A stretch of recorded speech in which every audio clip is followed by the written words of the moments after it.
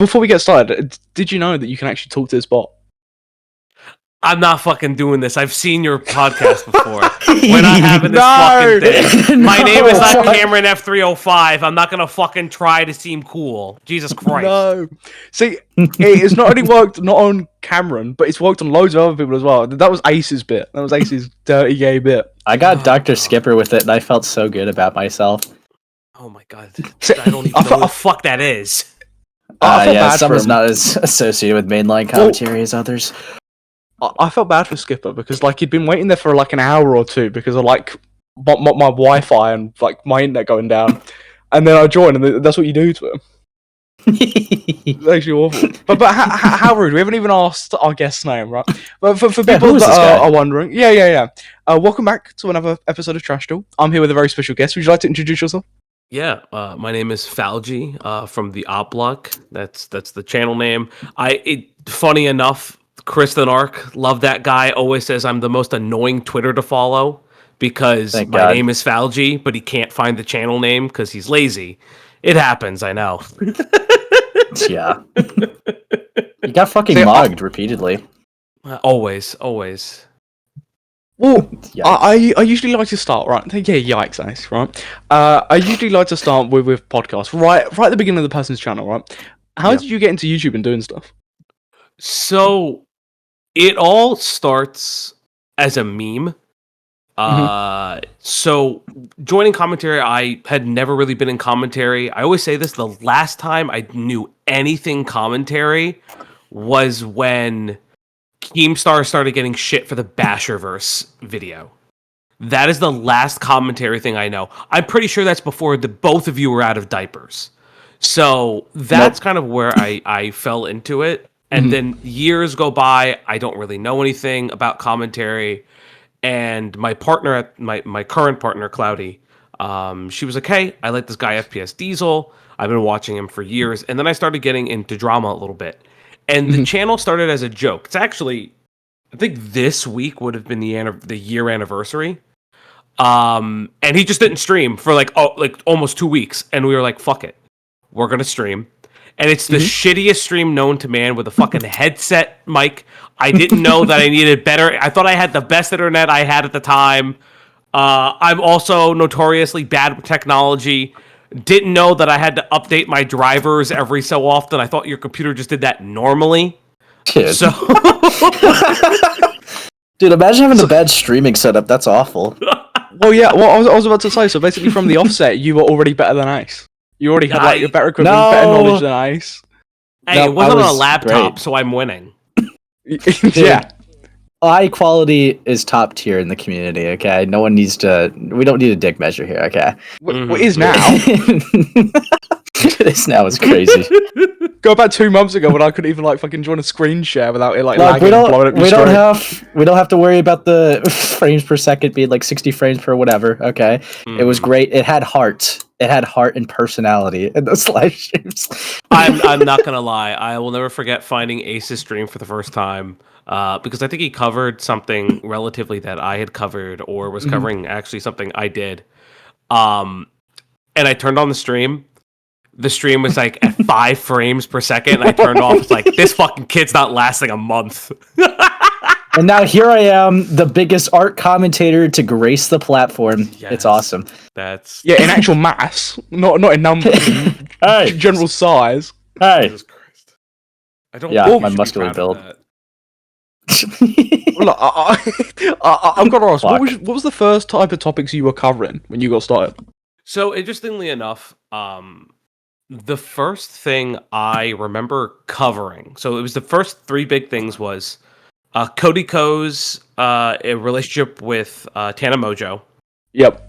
There was a podcast called Dropouts, and people on the internet had tied together that this guy dated one of the co-stars who he met when she was a minor, lived in her house, and they start dating after the fact. But part of their content early on was always being like this weird brother sister would they won't they thing. So when they dated, it was very bizarre.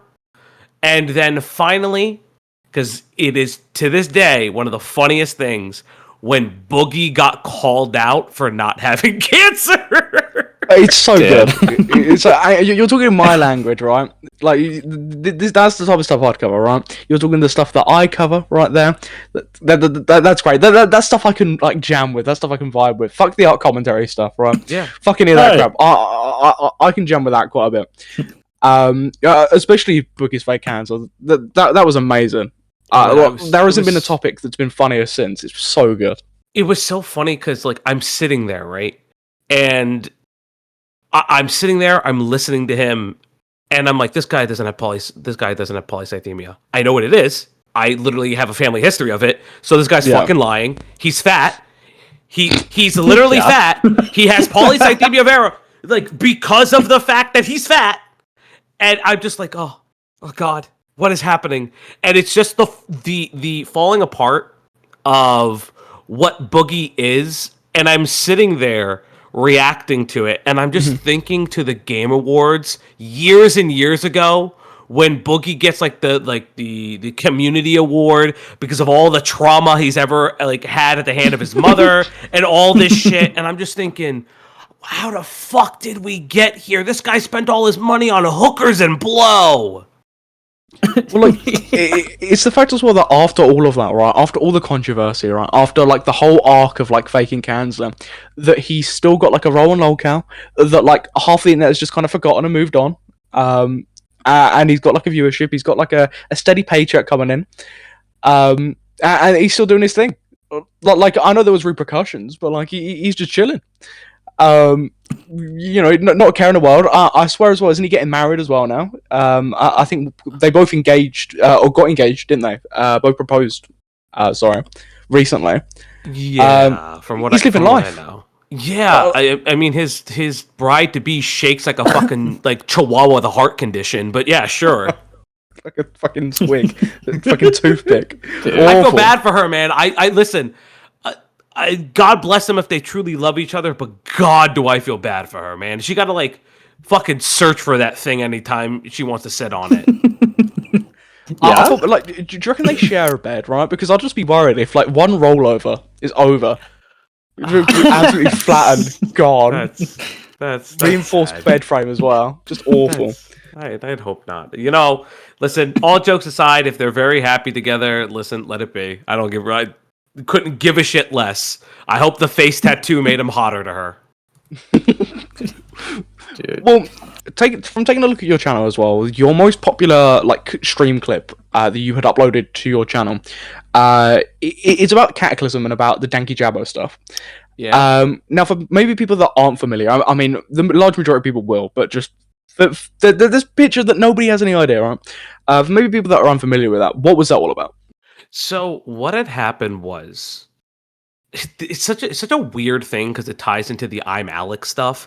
So Danky Jabo was a former editor of ImAllexx, who has a whole host of things, and I'm connected to ImAllexx through people that I'm friendly with, like FPS Diesel and other people who had interactions with him and knew behind the scenes how just horrible of a person he was. Mm-hmm. So when that exploded, Alex left the internet. So when Alex left the internet, people were looking for someone to blame. Cataclysm comes in, and she is someone on the British side of commentary.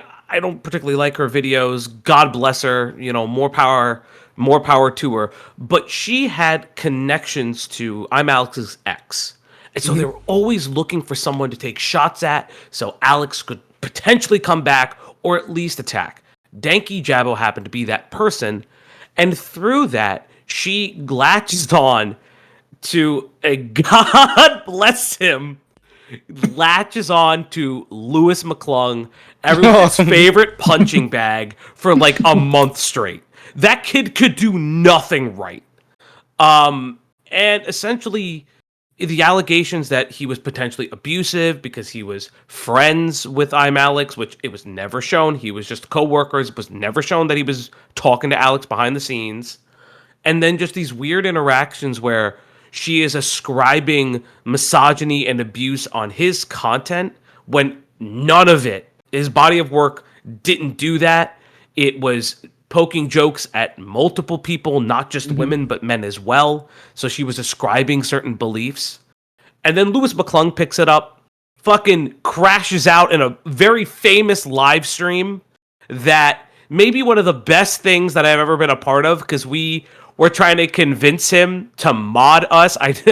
I'm pretty sure me and Augie RFC are like, yeah, you should mod us. Mod us real quick. We'll fix this. Because he didn't have mods in the goddamn live stream. And there's like over 1,000 people in there just yelling at him. It was crazy. But so we looked into it. And that just happened to pop off in a weird way.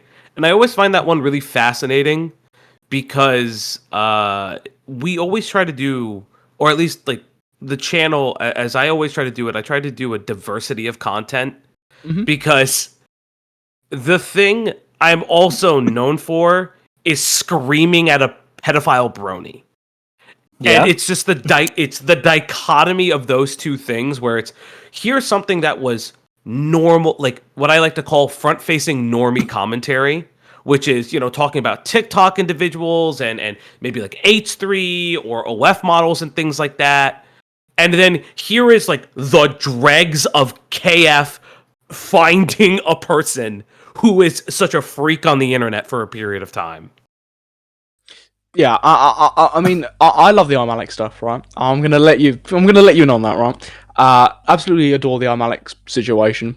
When it came out last year, I was the one to platform it originally, and put it out there. So I have like an innate connection to it, and I followed it all the way through. And I do find the Danky Jabo stuff, it's incredibly fascinating, right? Because it's connected to the ImAllexx stuff, but it's its own separate situation, right?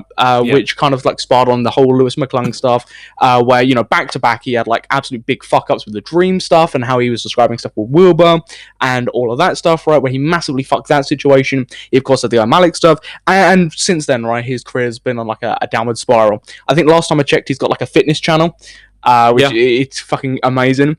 But from my conversations with like Katie since like her initial response, because her initial response was dodgy, right? Oh, it was absolute dog shit. It was the most. I'm not sorry that he's hurt. I'm sorry I got caught. Yeah, and I do believe since that they've removed that, right, off their community tab, and I don't know if the video is still up as well. I don't know if the video's still up. I know the live stream she took down. I don't know. What apologies she still has up now. But from my conversations with her, she genuinely does seem like she's genuine in her change. And just like from like how she's talking about the situation now, and taking accountability without like in DMs without being told to, right? Like being held, like without her being held to account in DMs.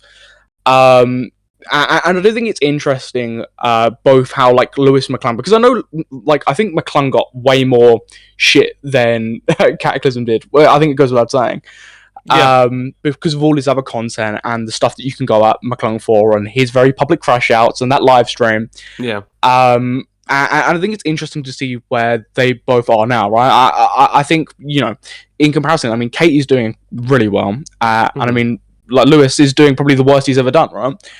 And I think it's probably the most interesting aspect, or one of the most interesting aspects of the ImAllexx stuff, because ultimately, like, it's a situation that if they had just moved on from Alex and didn't focus on that, they wouldn't be in. Like, McClung, if he had just ultimately covered anything else and didn't get involved, he wouldn't have been in the position that he's in. Most people would, like, even if he dropped like half of the content that people criticized him for, most people wouldn't even known who he is or focused on the stuff that he did drop. But it's all because of that one stupid decision that they all made. I find it so incredibly interesting. To me, it's one of the most interesting bits of the ImAllexx situation. It is so separate. It is separate, but what I find interesting, and this is where you and I disagree. Now, I've never spoken with her, so if you've spoken with her, I think that she has remained consistently dodgy, and I will tell you why. Because her calling out Danky Jabo was consistent with her audience and the content that she makes. And garnering Louis in that very famous Papa Gut interview. That's where I immediately was like, oh, she's just using him for attention. Because why wouldn't her platform grow? Because that is her content. For Lewis was partly accountability, male feminist kind of stuff. But if you look at it overall, it's still just like making fun of TikTok trends and things like that, and fixating on very similarly what Danky Jabo would do. You know, looking at individuals on the internet on that side who are, the best way to describe them is like tea lolcows. Like Yeah. it's such a weird thing because tea channels have their own version of lolcow, but they hate the word lolcow. Like your Ashley Trevino and stuff like that. And it's like so interesting. So for Lewis, it was a dead halt to his channel because that wasn't really in line with what he was typically doing. But for Cataclysm, it was completely in line with what she's done. And again, like her and I may have disagreements on like kind of her negative sex work takes and stuff like that. I don't particularly care, but that all of that stuff is still in line with the audience she was garnering. Yeah. And Lewis, it was in complete contrast to it. And I think that is what's interesting about that.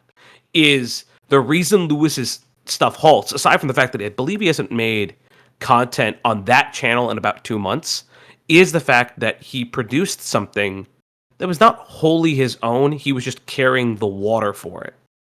And sorry, go. And because I have a place for this.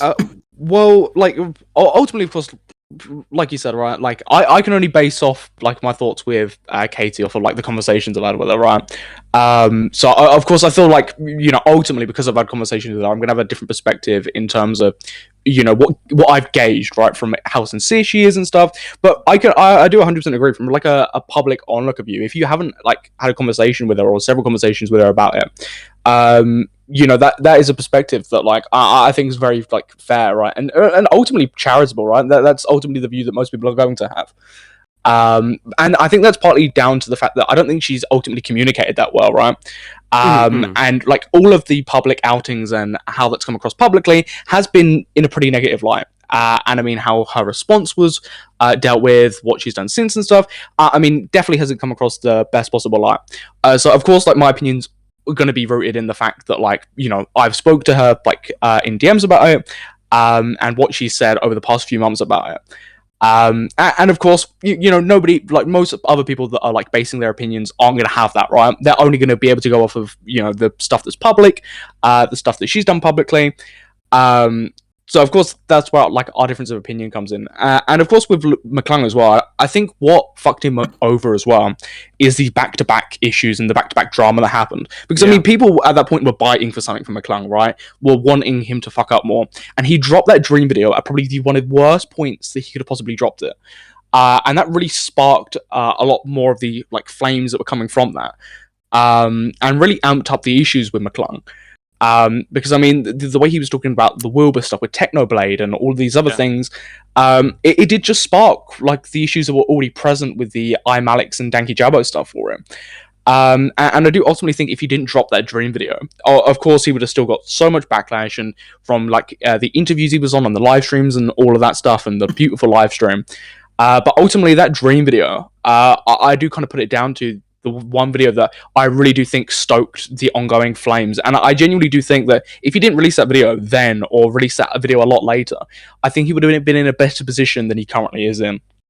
Yeah, it was emblematic of his content issues. Now I know a little bit of stuff because I know Lewis has talked to people behind the scenes, and he recognized that. It wasn't with me personally, so I can't speak to the tenor of the conversation. But it's really interesting because I look at that situation, and almost timely because he released the video this week. Nick is Not Green was such a similar situation where he's carrying a story for somebody else. Yeah. But doesn't seem to understand the problem with doing that.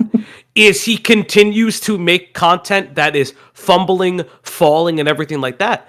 And to Nick's credit, he has recently made a video doing a iceberg on himself and highlighted how poorly he reacted because he truly believed, and I think that this was Lewis to a specific degree before, even before he released the Dream video, was, well, the people who are complaining at me are people I'm ideologically opposed to.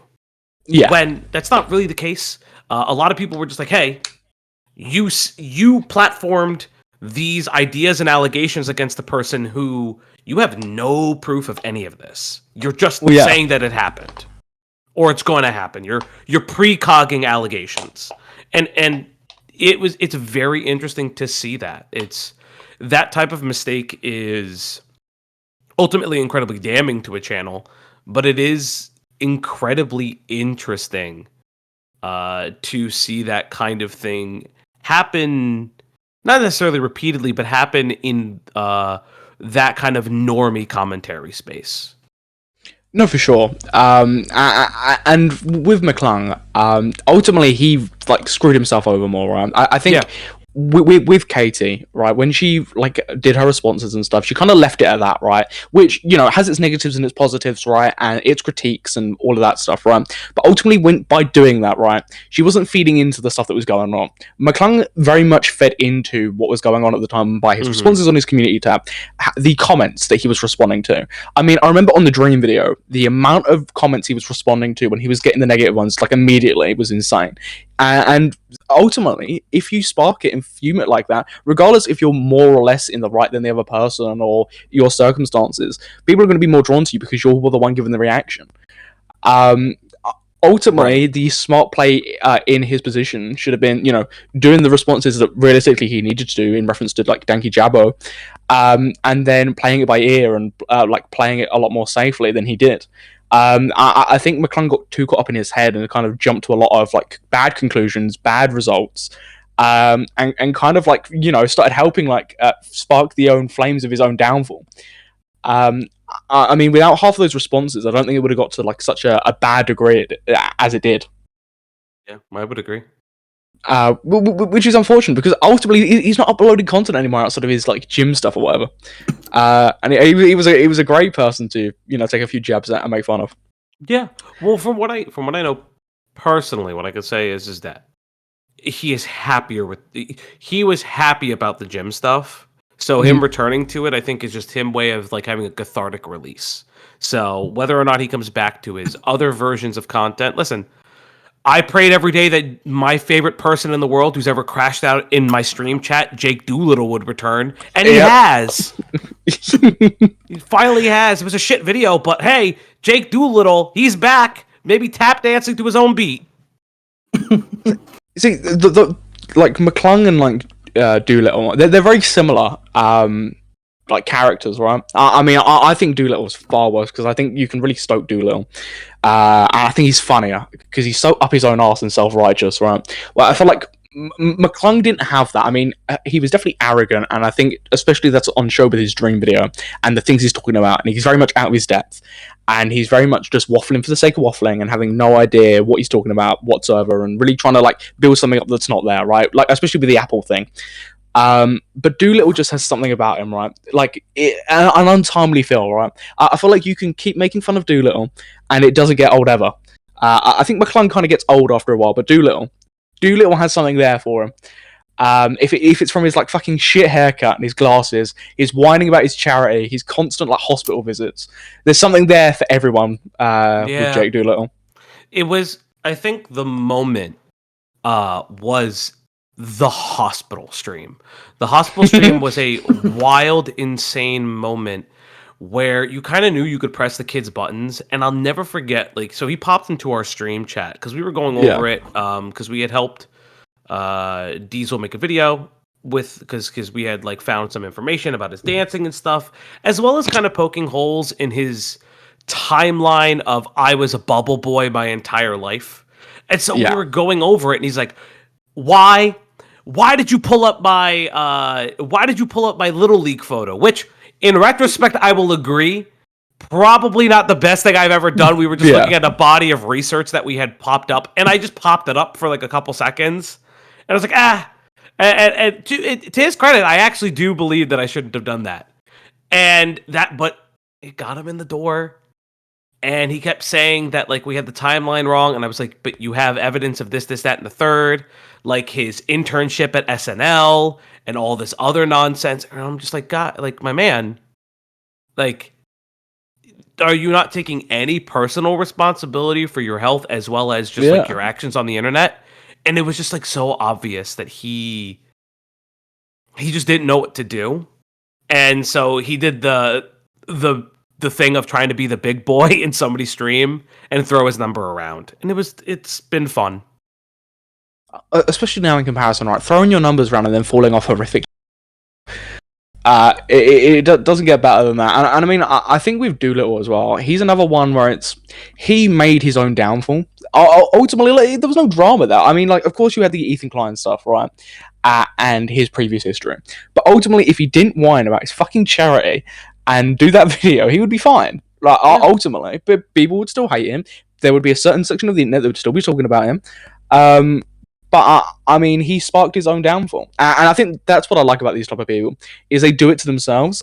Like, I think it's fun, right, when you're in a drama and someone's clearly horrifically losing, then people focus on them and they kind of become these lolcows. But it's so much better when they do it to themselves. Ultimately, from no one's influence, no one's volition. They just shoot themselves in the foot. And they don't know how to handle it. Because Doolittle, ultimately, even though he was like a quote-unquote commentary channel, right? One of those T channels, one of those, I know, comparable to the content that ImAllexx was making, those type of stuff. He couldn't handle criticism. He couldn't handle backlash. He couldn't handle any jokes. He was very up his own fucking deranged arse. And I'm glad that he's still making content. Because it just means ultimately that, like, give it a year, he'd probably be in another type of controversy and, responded to something else, hopefully. We can only hope. Let's see. Listen, if people learn from their controversies, I have no issue. That's let it be. Just let it be. Yeah. Just take it on the chin and move on. Is there a part of you that sometimes will, like, wants them to fuck up more? Like, even if they've learned, right? just hoping that they might slip up, right? Because I'm very much for that, right? If somebody does learn from their mistakes and learns from their controversy, give them like another shot, right? But like when it comes to people like mcclung or Doolittle, is there not like a part of you that just wants them to do something else? Not like you're not going to force it, you don't really care if they don't or like whatever, but there's like a part of you like that does genuinely like want to see them like mess up again, like shoot themselves in the foot. So what I can say to that is yes and no. I think the best way to describe it is, for me personally, I don't have that feeling when the drama is done, but when the drama's going on, I'm good for it. Like I could think about it in the realm of like all the Saber Spark stuff because I was involved with it. This is public knowledge. I've spoken with Saber Spark. I've spoken with multiple people within that story, within that whole thing.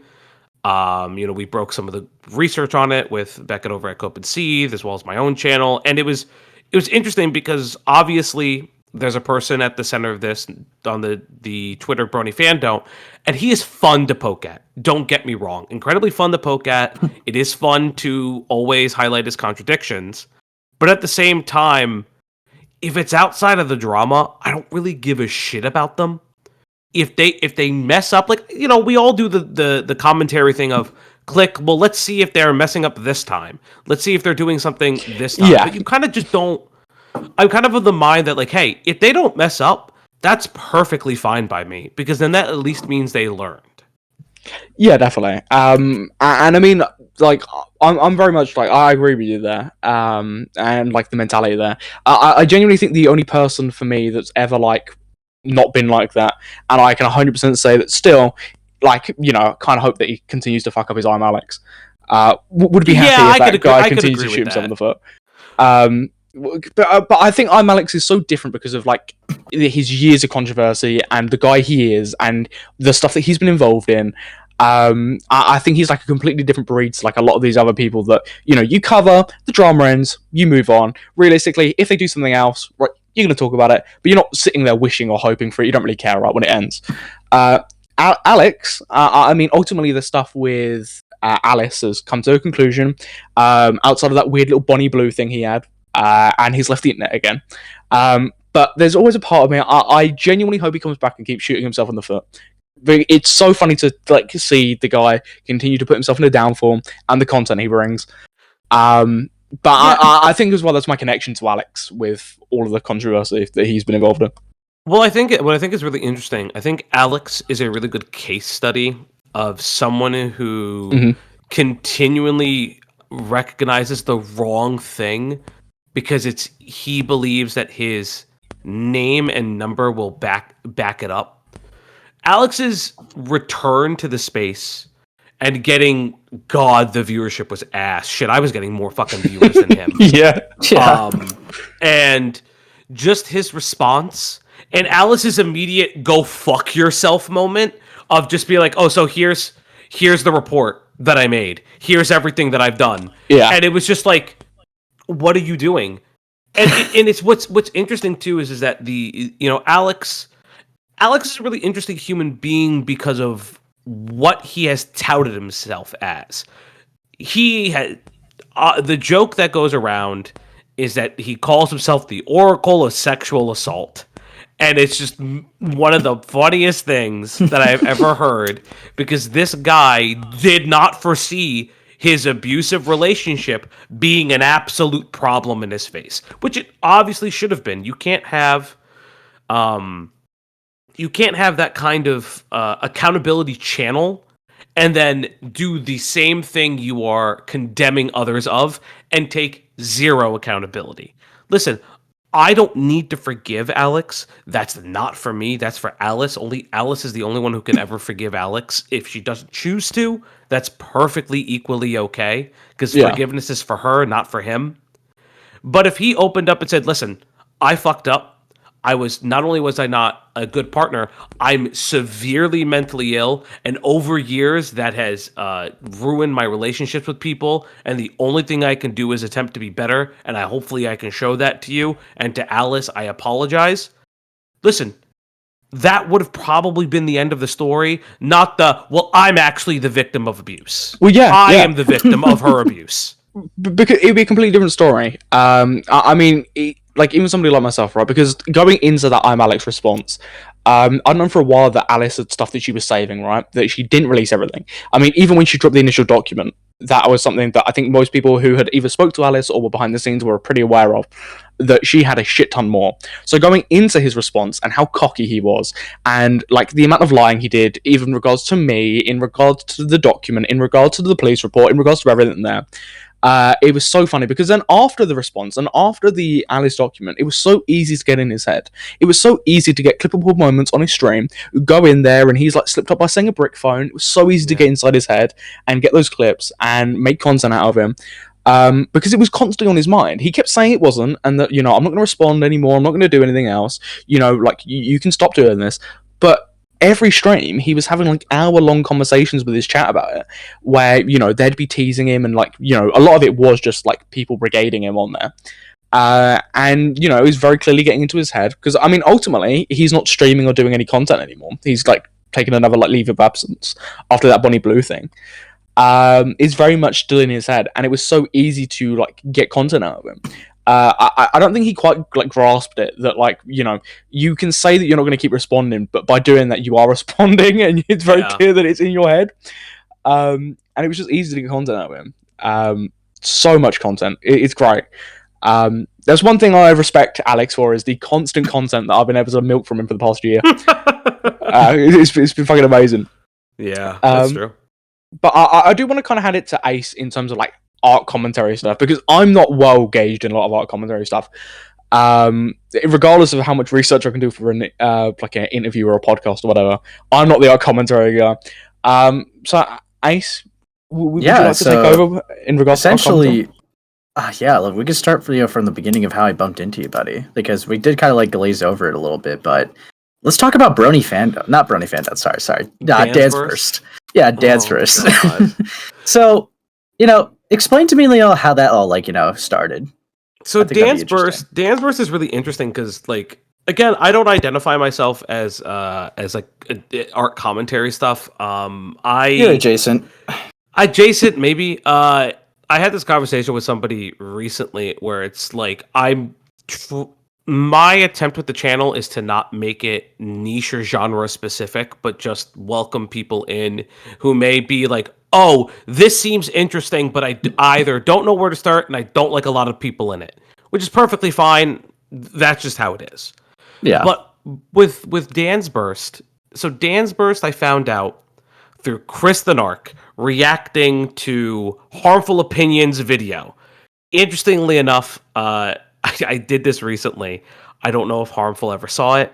I set up a Twitter DM recently, and it was like, "Hey, you don't know who I am, but you found this pedophile brony, and that gave my channel like a big bump in commentary. So thanks for that, I guess."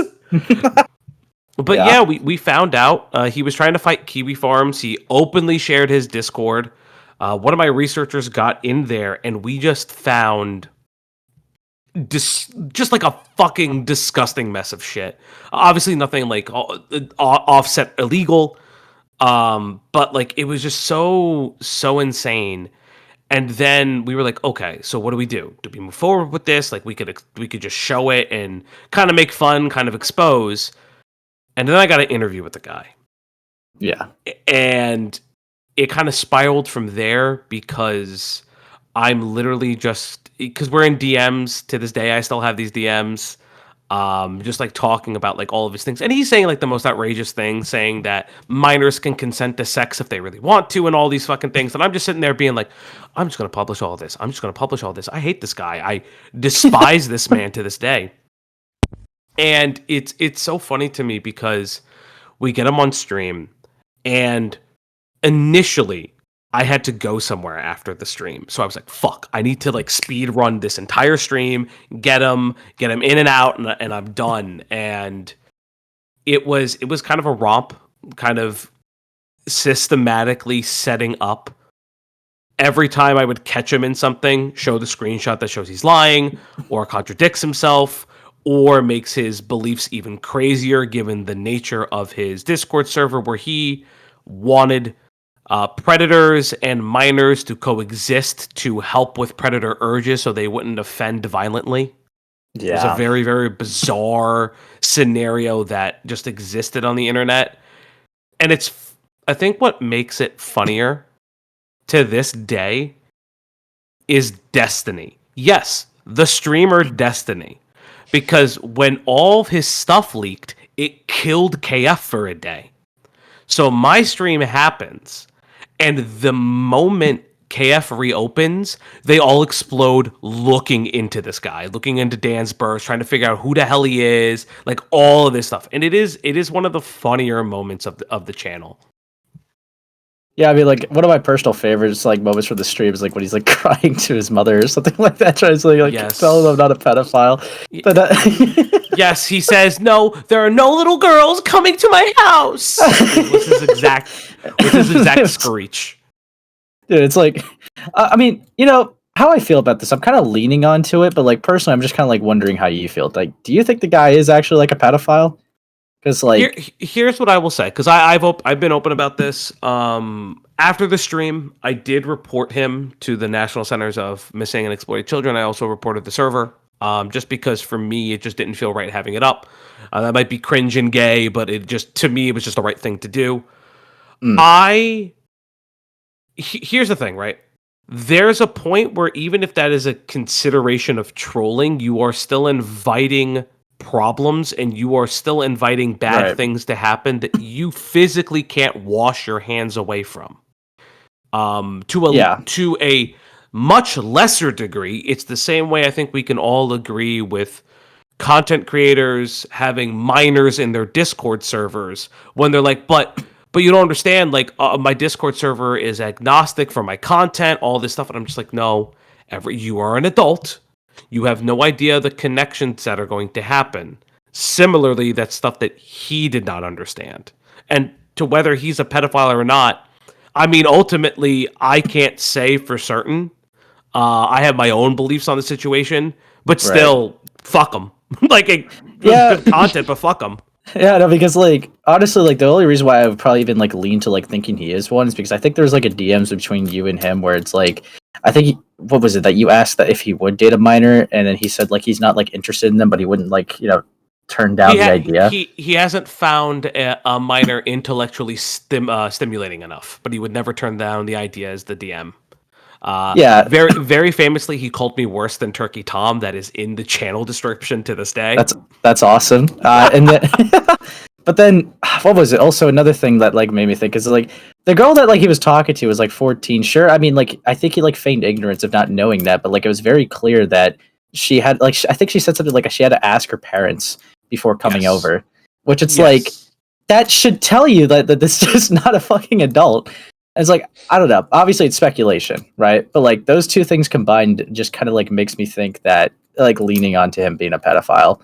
I know it's like a little bit hard to give like that heavy of a label off of just speculation, but like it's just because I don't know. It's like it's rough. But yeah, it's a really interesting. It's just like he's just a little fucking freak, man. yeah, no, I mean like there's no other way to put it. He was just a freak. Because like even if it's just a troll, right? And this has always been my thing because I've also waffled back and forth on it.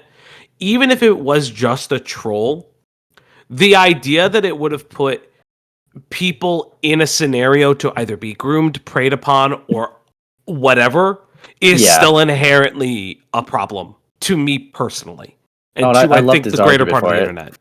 I loved his argument where it was like, well, that's like saying I can't put men and women in the same server because men have like a higher statistic of raping, which is like, what? How does that even? Yeah, how does that even correlate? Like, but I know. Fuck me.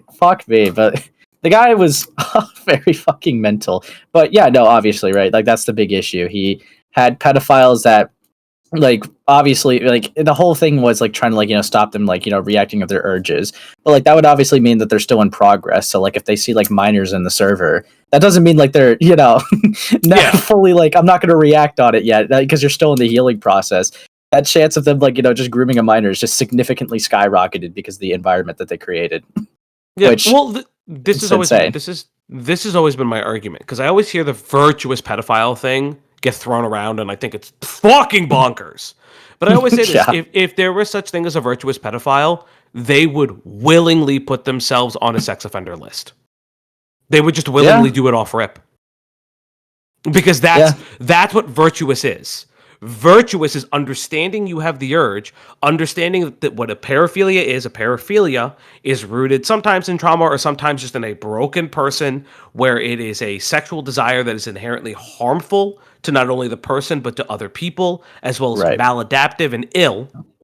And if that person recognizes that and they are so virtuous, they would willingly put themselves on a list. But I've never heard that. Nobody ever does that. And that's why I don't believe they exist. Yeah, no, I mean, like, obviously, I know, like, self-aware pedophiles could exist or whatnot, but, like, I don't think anyone's like, I'm one of the good ones. Like, pedo. I'm not like the other pedos. Yeah, well, it's listen, he just has a stockpile of lolly, but he would never do anything with it. He just collects the lolly art. He doesn't just do anything with it. He's collecting all of it so that no one else can. He's a fucking hero. Yes, he is. But yeah, no, like that's just honestly how I like bumped into you. Like I thought like I think some people like try to argue with you. I think what was it like afterwards? I think now recording like who tried to argue. Okay, so it wasn't a now recording stream. It was Core, I believe, streaming on Core's YouTube when he was just starting to stream on his own, and it was me and Emra. Yeah. And that was actually my first interaction with Emra. Not a very positive interaction, by any means of the imagination. Which I think we both kind of like understand. Like, listen, Emra's a contemporary. It is what it is. Like, I don't hate the guy. He's a contemporary. That's what it is. And yeah, it was just like one of those things. One of the big things for me, and this is just like a personal thing, I really don't care that much for the debate content. If that's people's content, I'm not going to shit on them for it. I just personally don't. I'd rather get together, talk about a story, talk about the levels of research into it, or just talk about the nuances of it, versus a whole debate raping of what are we like? You're wrong. No, I'm right. No, you're wrong. Because it's just like for me, it's not good content. But yeah. I still find it crazy, but like that before like you guys even like get too far into the argument, he admits that he literally admitted that he's only like watched 5 minutes of your stream, but like wants to argue about like the whole thing. And it's like, how do you not have any context and you're just fighting so confidently? Because I think if I remember correctly, he ends up like agreeing with you by the end of the stream, anyways. Yes, if I remember correctly, and we did actually, for some reason, this is like not many people I don't think know this. Somehow I got dragged into an Aiden stream that same night too, because Emral went onto Aiden's stream talking about it a little bit, and I was like, I don't know you. I do know of Aiden, but I didn't know him. And I was like, yeah, no, Emral and I are cool now. And I'm cool. I'm cool with our disagreements. And that was pretty much it. I think we still agreed. Like, I think it's fine to disagree. It doesn't make me hate anybody. This is how it is for me. Oh, that's fair. But yeah, because there was that, and then obviously. Come on, rack your art commentary, Brian. Go on. No, yeah. No, obviously, I'm trying to like think of like the next thing because I think there was obviously something between that and like obviously Saber Spark research. We did a I could say that like we did some jar content, some of the Jake Doolittle stuff. Well, that was not really art CC. I can even look at the channel. I'm trying to remember off the top of my head.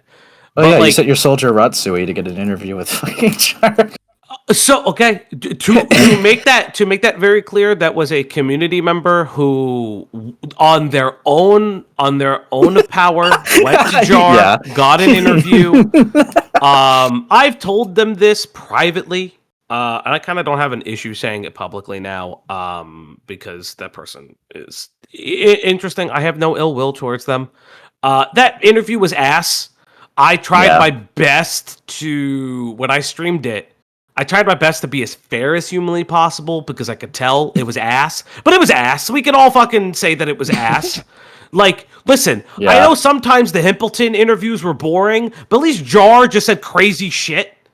To this day, this is an interesting thing that came out of that Rotsoy interview. That interview that I premiered. Jar's afraid of me. I don't know why. The guy has asked about me to multiple people behind the scenes. So he is technically afraid of people I'm friends with, as well as me. Okay. You want to know how he refers to me? How does he refer to you as? He refers to me as the blue man.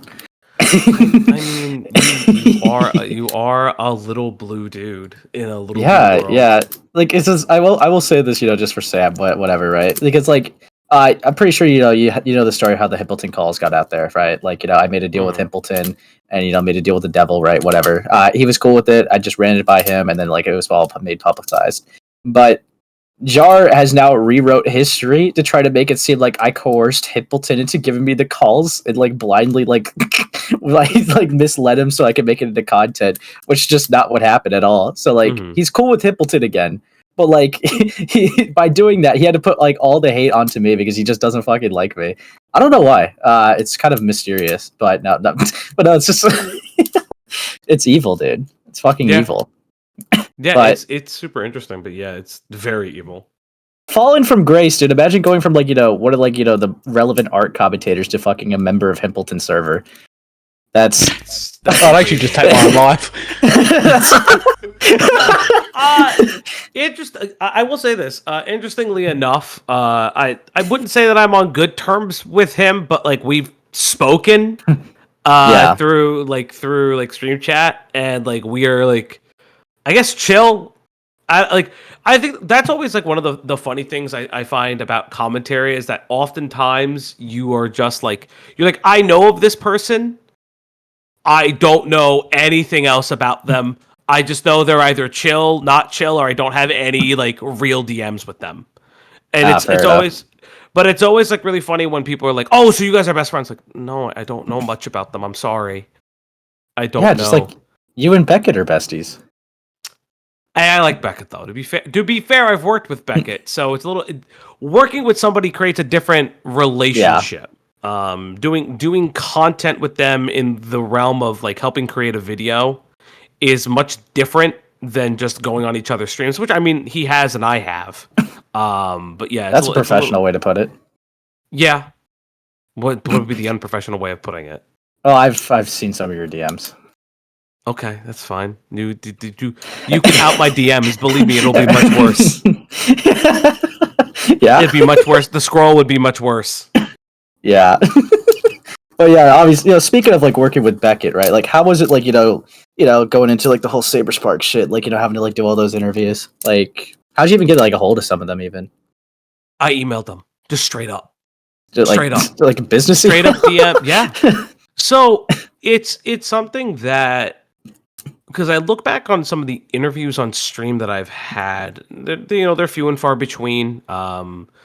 The first one we ever got was like a lol cow by the name of Saber Spark. Holy, I always do this. A lol cow by the name of Cybersmith. I used to do this a lot. Cybersmith is the human pet guy. If you've ever seen this like post about how the efficacy of having a human pet, that's him. Very interesting Yikes. guy. Thought that we were a politics channel, and when I told him we weren't, he just started like divulging things about himself. I think for me, I make the joke all the time, but I am the soy one. And so I just come completely like neutral, and I'm like, hey, I know you're going through this right now. I'd love to speak with you on it if you feel amenable to it. And then it just spiraled from there, specifically for Saberspark. I reached out for email for comment, and then got him in contact with myself, eventually Beckett. I also spoke with Claire Clorlette, who was one of the voice actresses for Sweetie Belle from My Little Pony. I know nothing about that fucking show to this day. Yeah. And like the kind of just the fallout from that has been very curious and interesting in many different ways. Yeah, because I mean, there was a person like I don't know exactly. I don't know. I guess how to frame it. Like, there's a person I feel like that would have like been interesting to reach out to, considering she was involved, but I don't think you guys did. Is there any reason why you didn't like reach out to like Courtney Pete, or did you like attempt to, or? There was a couple different things. I could say this kind of publicly is probably not the. I've said this on my public platform. Okay. Courtney just was cut in research, kind of for separate different reasons, mainly because she wasn't, outside of making fun of her for the KP video and highlighting the mistakes in her own Black Griffin coverage, because she was carrying weight for it, as well as using people who had a biased interest, as well as leveraging what still are alleged allegations that could be false. She just wasn't as important as like KP was, because it was still KP's video. It was still that connection to KP. It was still KP's involvement with knowing the entire time. It was Emily Jones, aka Emu Emmy, but pretending like she didn't know to multiple people. So it was like that weird interplay of that. And honestly, just Courtney was, honestly speaking, just cut, because ultimately, yes, Courtney is a psycho freak, and I've argued with her, but No, like for sure. that wasn't. It just didn't make any sense to add it in my I can't speak for Becca because he's the one that made the video, but for me, it never made any point to add her into it. Yeah, because I mean, the only reason why I ask, because obviously you don't have to include every party involved, right? Because that's unnecessary. That's insane. But it's like Courtney, like, maybe I'm just misunderstanding something, but I feel like I mean, you could disagree with me, but I feel like she kind of had like a bit more involvement in it, rather than like someone like say Lazy Bedhead, who kind of like had a whole segment like criticizing her video. So when it comes to Courtney, so here, this is like the important part of it though. When it comes to Courtney, she is criticized in the formation of the KP video with her own DMs being leaked, showing that she influenced and gave feedback on how to change Emily's victim impact statement. Right. Where changing from alleged or implied consent, to just taking out all mentions of it, and as well as KP I think KP and Courtney both in some way say to focus on like the height and weight difference and stuff like that. Yeah, they also made a power dynamic argument. Yes, and the power dynamic argument. So when it came to that, it was a little bit different, because Courtney is inside of KP's section of the video. When it came to Lazy Bedhead, who, full disclosure, her and I are now Lazy and I are on very good terms now, which I find very fascinating. We talk a lot, and I've been on her stream, she's been on mine. And what I find one of the reasons why for Lazy's video was because of whom she got the information directly sourced from, which was Brony Fandom. It was the biggest Black Griffin video at the time, as well as it was using the document that Brony Fandom has been touting as the master document that he claims that he didn't have a hand in. I completely disagree with that. I know a third person wrote it, but I don't believe that personally. And she was the one who carried the water for that, and her video was the most popular for it. So I think that's kind of why she got her own section, comparatively to Courtney, who Courtney is a topic of conversation in KP's video and KP's section rather than her own section. But also, to be fair, Courtney is talked about when using KP and Sophie Scruggs, another individual in the story, as references to Gabe's character in the con space. Okay. Yeah, that makes sense. Because, obviously, if you guys want to do your research, too, I think, with the Saber Spark thing, right? I don't know how it really got down to the whole, Black Griffin stuff, because, personally, right, just kind of speaking out loud, right? The allegations was that he was, an alleged rapist. I just don't know how it really, trickled down to, Black Griffin and his allegations. So, one of the big things was, the account... So Brony Fandom was the account who continued to push for and propagate the Black Griffin allegations. Right. So that was really important because by Emily's own admission, when she saw the pushback against Black Griffin, she then felt that she would have been able to come forward about her interactions with Saber, which she has retracted.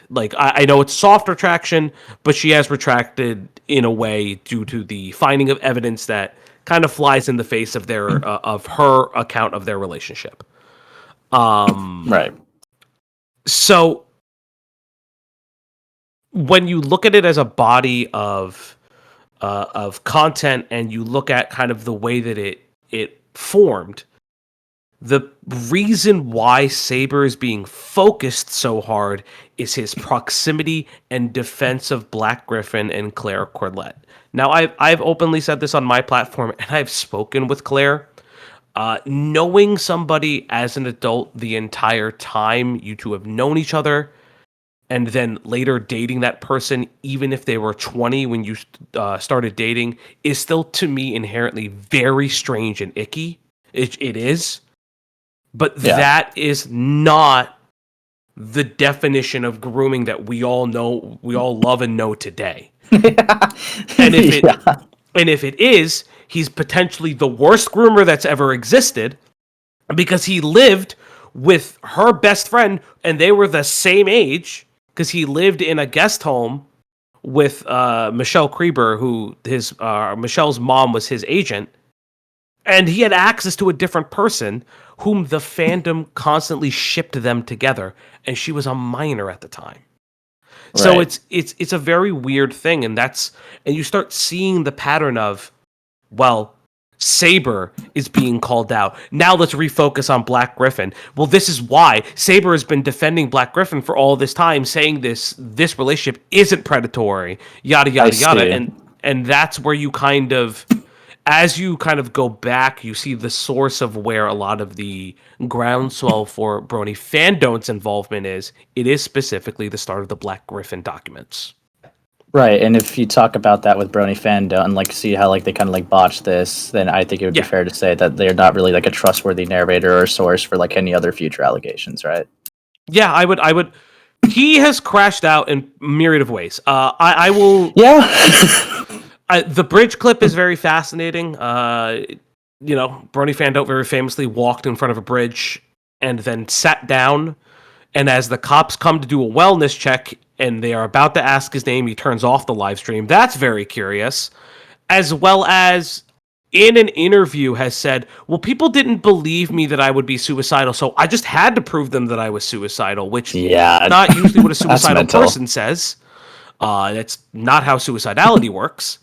The thing that kind of irked me, right, with like the whole Mhm. like suicide thing is he not only did like a Twitch live stream at first, right, but like it got taken down and struck down, and then he was perfectly like capable, right, to like start a live stream on then Twitter, like a whole other platform. Yeah. So it's like it rubs me very the wrong way, and it's like I don't blame people for saying it's a suicide bait. I don't know, like I I'm don't still- either. I don't either. Yeah, I'm still a little iffy because like you could try to say like I mean obviously he was asking like begging for attention, but like begging for attention doesn't automatically give it a label like right away because it could either be they need attention because they're crying for help or they need attention because they got they're in the wrong. Here's yeah. what I will say. I can't and I won't say that he is suicidal or not suicidal. I can say that he's a very mentally disturbed individual and needs help. But something very interesting that happened when he got out of the hospital because he did not have access to the Twitter account because he shared it with somebody that he no longer shares it with. On his Blue Sky account, the day he leaves the hospital, he recounts an episode of meeting someone while he was in his hold who was a rape victim failed by the police and every victim advocacy network. Conveniently, which was the major criticism towards him for not sending it to a YouTuber, but sending it to the proper authorities. Extremely conveniently, he just happens to meet someone who fits the effective criteria for failure of a crime and failure for investigation. Now, I know in the U.S. and in other parts of the world, yes, rape is a crime that is unfortunately fucking the ball is dropped repeatedly. There are organizations that that show that there are thousands upon thousands of untested rape kits across the U.S. But it's overly convenient. That's the first thing he states when he comes out of a mental hold. Right. No, it's definitely like suspicious as fuck.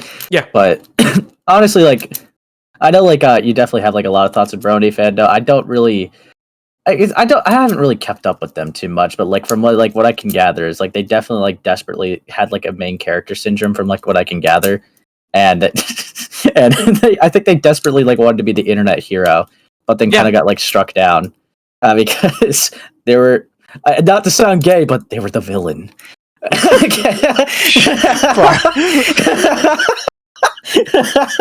Yeah, but I mean, 100%. yeah, it's really funny to see like moral arbiters of justice like make that their whole persona, always like crash and burn, which speaking of moral arbiters of justice, Falgi, Yes, you Sci, you want to talk about this? You want me to talk about Sci Scribbles? Really? We're doing this? You literally could have pulled out my other creator Fallout, but we're talking about Sci Scribbles. Fuck Yeah, it. why Yeah, not? sure. So Sci Scribbles, I met Sci. Somehow I believe she got raided into my channel. I don't know when she started coming into my channel. I know she says that she came in before I hit 1K. And like, listen, I can tell when people are a little weird. But like to each their own. I don't yuck other people's yums. I also don't police other people's content and how they interact with others. Okay. Obviously, I knew that she did not like Lio Convoy. I've openly said this, and people kind of mistake my relationship with Lio. My relationship with Lio is predicated on the fact that I understand some of his content. I've spoken with both Beckett and Chris the Narc about him, and he came to my streams. I never sought him out. He came to my streams and and came into my community. The way I treat him is and I treat kind of specific parts of the some creators is that like, listen, you're here, but if you fuck up, I'm kicking you out, and it's on you. So she understood that and respected that for a period of time until what she has deemed Rosa Call 2, which is this call with Dreamer, who is Just a Discord spurg. He's just a Discord spurg. I don't really care about the whole thing. I think everybody, including you, Ace, was incredibly fucking cringe and gay for having a fucking call. Just block people. What is wrong with you, stupid fucks? What, with Dreamer? Just kick them from your servers. Yes. Dude, I mean, I literally said like nothing that whole call, but I know, and that was the problem. No, but it's like one of those things where it's like the call was nothing. I heard the call. It was a nothing burger, and I knew about Dreamer because of the whole Gilded Poo stuff, where Dreamer's saying that, oh, I didn't say things about his kid, which later we would all prove that he was lying again for the third time. And then it just kind of spiraled from there, because then it was like open season on Lio. I tried to maintain neutrality between both parties. And then everyone came into my Discord and kept fighting. Yeah. Which I get that. At that point, I was like, fuck it. I'll create what is now dubbed Creator Clash, which will reopen if creators want to fight each other again in my Discord. Just fully know that I will make content on it. Fair enough. So they start, and I allow them to fight, and I made sure, or tried my best to leave it to creators, which in hindsight, it should have just been its own role that I would have just given Lio and Sci, and then when Malcolm came in, would have added Malcolm and Vlad in there, so it would have just been 2-on-2. That's where my fuck up is. I can completely agree with that. I was out. Vlad at the time. was like so unproductive, bro. Like he just kept like making like rape jokes the whole time. Yeah. There's not even any real argument.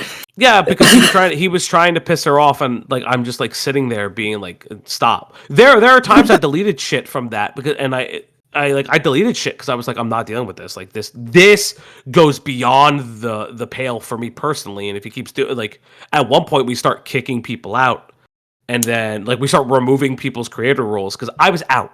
I wasn't even home when this is happening. I'm with family and friends, and all this shit is happening in my Discord. So I'm like telling my mods, listen, you got to do this, you got to do that, you got to do this, you got to do that. And from that comes the Beckett call, where it's the closing the network, which I respected. And then, like, obviously her and I talk, and she's not happy with me, and I'm just like, I expressed that there are things that I don't agree with her on, namely using Lio's history of child abuse, where he was abused as a child, right back at him and saying that he is re-victimizing people because of his own abuse. No one on the internet is a fucking psychiatrist. Right. I know Dr. K exists. I don't personally like the guy. But like none of us commentators are psychiatrists. I don't like ascribing those kinds of things. I try not to in my coverage, because it just always leaves you open for this like weird intellectual superiority that none of us have. Yeah. And No, I don't think she took that positively. And then obviously I stream what happened in the Discord. She starts doing I'm going to swing my number around. And then comes the weird allegations that I am a love bomber. I potentially may be a sex pest. She says that, from what I've understood from inside of her own Discord, she says that she wouldn't be surprised if I was one. She apparently wants to pop my last remaining testicle, which, side fact for those who don't know, I had cancer. It's like a whole big thing. But like that's like another thing that she keeps saying. And I'm just like, what the fuck is she doing?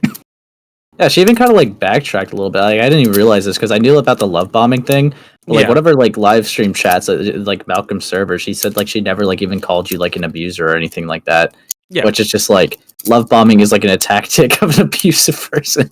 So like that is what you're doing. Like I don't know. It's stupid. But like yeah, I mean I could also like admit like I do agree with like like Beckett and Chris. It's like it is gay, right, with Lio and Sci. I think like Lio probably didn't need to engage realistically, or like have people looking in like that. That's fair, because at the end of the day, right, from what we knew at Sci in the beginning is she was just a fucking idiot, right? Like she probably like realistically just made jabs at Lio, and like maybe you could like call her out in hypocrisy and like moral grandstanding, but like other than that, she wasn't like.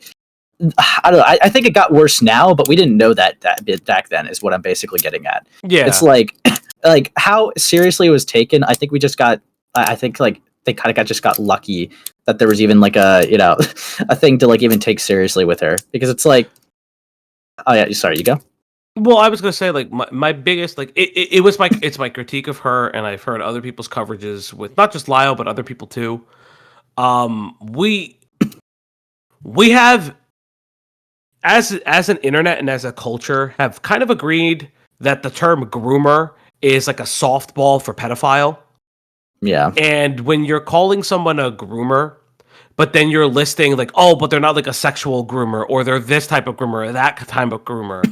The problem is that you're telling your audience that this guy is a or this woman, man, or individual is a sexual deviant and must be stopped because they're this type of at-risk person. It's why I'm like very careful to say groomer and pedophile versus like just abusive behaviors. And I felt like for Sci, I won't speak for other content creators, but for Sci, she was throwing it around very flippantly, and that was something I disagreed with her with. And I don't think that she liked that, which is fair. She doesn't need to like it, but clearly just didn't respect the fact that I had a differing opinion and wasn't going to be her mouthpiece against somebody. Interestingly enough, that's the second time that's happened to me, that the content creator doesn't think I'm just going to go lockstep with them, and then they crash out on me. Yeah.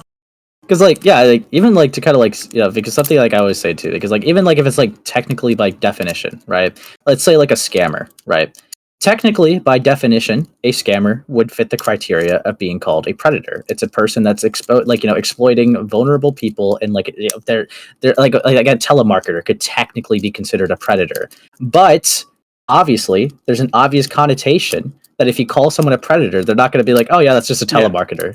That's just a phone. They're going to think there's someone trying to exploit another person, like, sexually.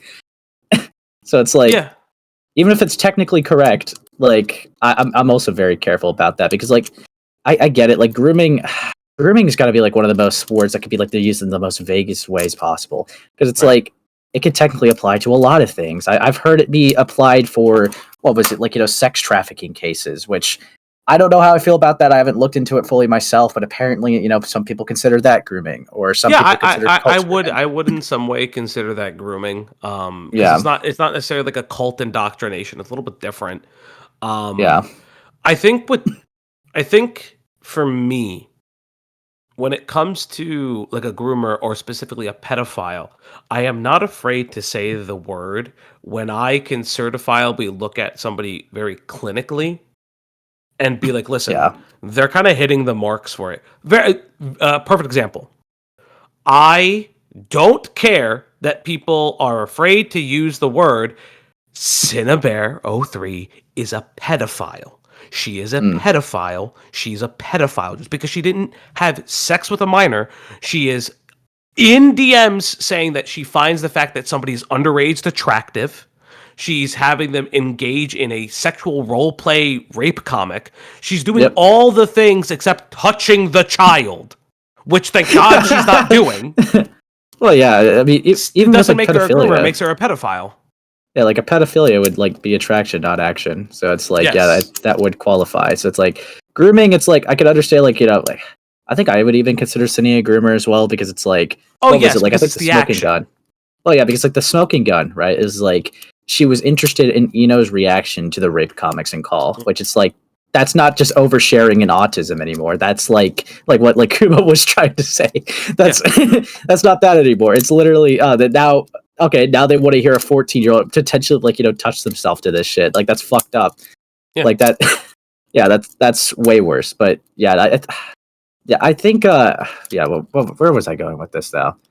Yeah, because like I think with like to kind of like loop it back a little bit. Yeah, no, I think like Sai is definitely like an idiot for sure.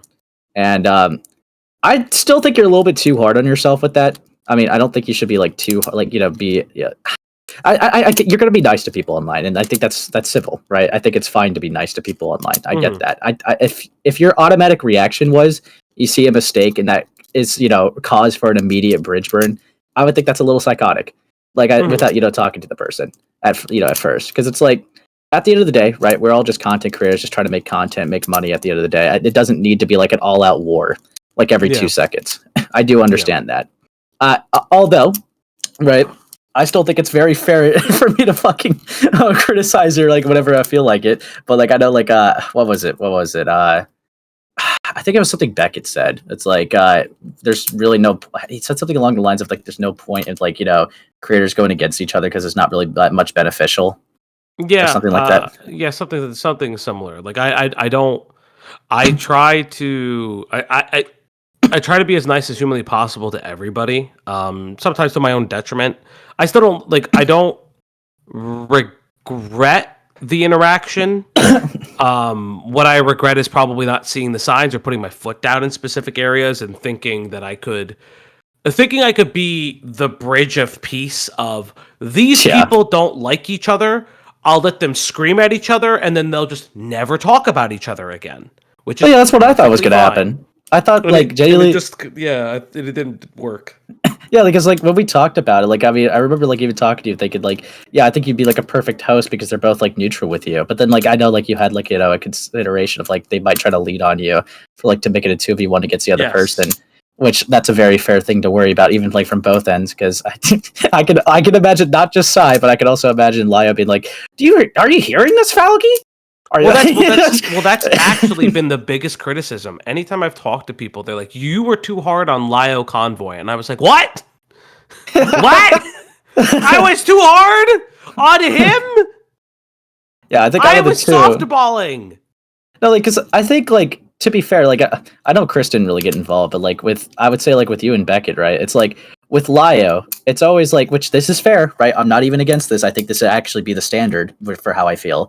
Lio, every time he fucks up, it's like, oh yeah, we'll tell it to his face. We'll mock him like about it because it's stupid. That's an idiotic thing to do, and he'll take it on the chin and move on. Mm-hmm. But like when like Sci fucked up, it was like kind of like more or less like we got to walk around eggshells because she's like a fucking mental, she's a mess. Like, which I kind of that's why I feel like there's a little bit of like babying a little bit, but like with Sci personally, I mean, I think the way I look at it is it was trying to maintain a relationship because I could just speak for myself.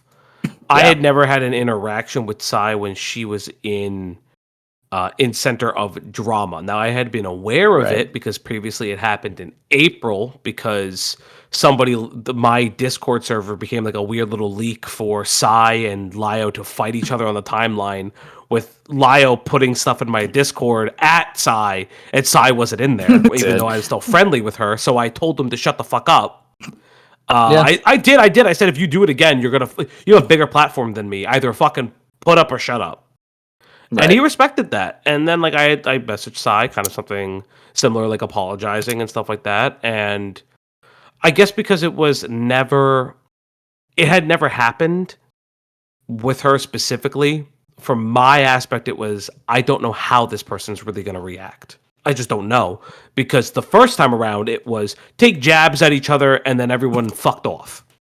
But now I'm realizing the reason everybody fucked off is because the Saber Spark stuff happened immediately. Right. I mean, obviously, like, I've also, like, been, like, fair with you, too, because, like, obviously, it's easier to, like, see stuff from, like, the third party looking in. But, like, I don't know. I guess it was just very clear for me that, like, how she would react when she is in drama. I mean, like, even with fucking Pink King, dude, it's like, Pink King is not even close to really as bad as she tries to frame him. It's like, I've looked at the stuff, and the whole controversy essentially just started because he made, like, a Has-Been Hotel review on, like, what was it, like, Alistar or whatnot, and his criticism is that he could have been more written like a choice villain, like Omni-Man or whatnot, and she just casually, like, threw his video and, like, we're going to be going over a bunch of misogynists today, and it's like, he was a little upset about being, like, called a misogynist, and it's like, I unfortunately, I had only looked at this is my mistake, too. I had only looked at the Pink King stuff after the fallout. I know that I believe she had mentioned Pink King as well as Limus. Limus is a fucking moron anyways. But I think that's like an interesting thing is, and kind of what I've been trying to do with my platform anyways, kind of looping back to something Samuel said earlier, where it's like, I'm not art commentary. I'm not just regular forward facing commentary. What I'd like to do is kind of marry some of the perspectives. So audiences who don't know Louis McClung are learning about Louis McClung for the first time because they're hearing the name, but they just don't know who it is. And then someone like, or people who are like, I know who Louis McClung is, but I've never heard of, oh God, the Birdie, for instance. And so bringing in a Birdie stream. And so like you have these like different perspectives, so everyone can kind of come together and learn about different spots of the internet in a common place, kind of like just a common place. Yeah, because then that increases like more audience to come to you, and then like you get bigger off of it. Yeah, I mean that's a good thing to try to go for sure. Yeah, bigger bigger number is nice, but it's just for me. I just like entertaining, so it's just more fun to entertain people. No, I get that, but let's see another thing with you. I mean, would you like to talk about the previous content creator you were talking about, like falling out with? Do you want me to talk about Tyler for a little bit? I mean, that's fully up to you, bro. I'm not going to put you on that. Okay, so Westside Tyler is a political creator. Oh, Westside Tyler. Yes. Oh, okay. So what I could say, because I've kind of washed my hands of the situation, and I don't want to give him too much attention, not because I know that he fucking feeds off of it, but also I've kind of put that behind me. We were friends.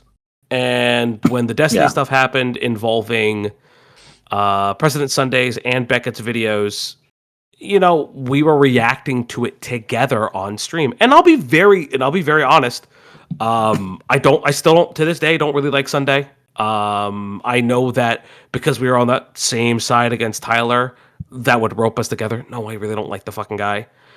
And I had told Beckett my, not necessarily disappointment, but my complaints with his video. But I had also said, hey, if you're owning up to the fact that you didn't reach out to the victim and you're owning up about it, and you're recognizing that, the only thing I can do is hold you at your word. To which I will say, that's exactly what we did with the Saber Spark video. The moment we were able to get in touch with anyone, we tried to get in touch with everyone. And to Beckett's credit, like, that's what he and I did. So, like, and that was him learning from that scenario. Tyler, on the other hand... Good for him. Tyler, on the other hand, I think just wants a war with somebody because that's his content, which is fine. I don't really care, personally. But it was, I will say, that was disheartening in a lot of ways. Because I really tried to get him to see my perspective on certain things, and not forcing him to come to my conclusion. But there was a level of paranoia that he, I guess, had regarding myself and people who were like either on his staff or on his mod team that I was friendly with, because he gave me that opportunity to be friendly with them. And it's a very bizarre thing, because I think he believed that I wanted to take his channel down, and I never wanted that, like, ever. Like, legitimately, I don't care about how somebody makes their content. There have only been I want to say like a handful of people who I've ever thought needed to be deplatformed. And those are literal just pedophiles that are still running on the internet, Lily Orchard being one of them, in my personal opinion. Yeah. And so that interaction really soured me on interacting with creators for a bit of time. But I'm very fortunate that the structure of my channel, while I am the figurehead, also means I have my friends I have my friends who I help build the channel with, kind of like ground me, which is kept me out from just crashing out. Which is an interesting thing. While being the head voice and solo figure of the channel, I still have people on with me who help make the channel more than what it is. Yeah, I mean, like as you grow, like more people also recognize, like people like Greg or Ash or like other people like that you casually have on, and Cloudy. So it's like I kind of consider it more like a kind of a group channel, anyways. Because it's like because like I recognize all of them. Like every time you go on, they're casuals or regulars, or even like co-hosts, if you will. Yeah, co-host is how we've always been with it. It's always like been that idea that if someone is more knowledgeable about a specific topic, they're the ones that present it. Like one of the first lolcow streams we did was Chris Chan, and one of our friends, Kat, who pops in and out every so often when he can. I know nothing about Chris Chan other than maybe had sex with mom and the most prolific lolcow that's ever existed. And I always knew about Sonichu. But like doing a lore stream on Chris Chan, which I want to revisit, and reacting to her body cam footage was very fascinating because it was such a crazy moment, and it's been that way. Recently, we did a Creepshow art stream. I didn't really know anything about her except her major controversy was stalking, but I didn't know how bad it was. So to now know that it's interesting, and everyone knows something different from a different space on the internet that still touches commentary. Yeah. Because like I don't like I mean I think that's a good idea that you can do that, but like personally I haven't even tried like doing like deep dives into like past topics either, which I mean I think that's like an interesting avenue to kind of like explore and go through, because it gives you context on a situation and people might like want to know about it anyways. Because like you have like a lot of new gen people coming in here, which like you said, Creepshow art, it's like I don't even know how many people would even know that name really that much by it anymore. It's more like she's kind of like a relic of the past. Like, so I think that's interesting to kind of like be able to do that too. Well, I think it's also part of the thesis of the channel is because I don't know commentary that well, I am reacting to it the first time. Everybody else knows about it on the channel. All my co-hosts do, all of my collaborators do, but I know nothing. I like if it's not brand new content, I don't know anything about it. So I'm reacting to it and I'm like, "Oh, this is horrible. I wonder where this is going to go. Oh, I never knew this was going to go there." And everyone in the chat is laughing at me because I am being empathetic at the beginning of the stream. I'm like, "This person can't be that bad." It happens with every lolcow because I feel bad because they're incredibly disfigured, autistic, or something, and I'm like, and they're a pedophile, and I'm like, fuck. I was like, God damn it! I said I felt bad that they have been like stuffed in lockers and like abandoned by their families for being like a fetal alcohol baby, and then fuck me.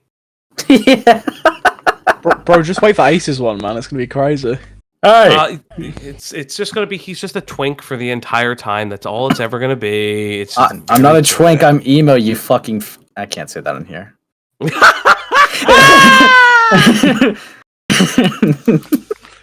Yikes.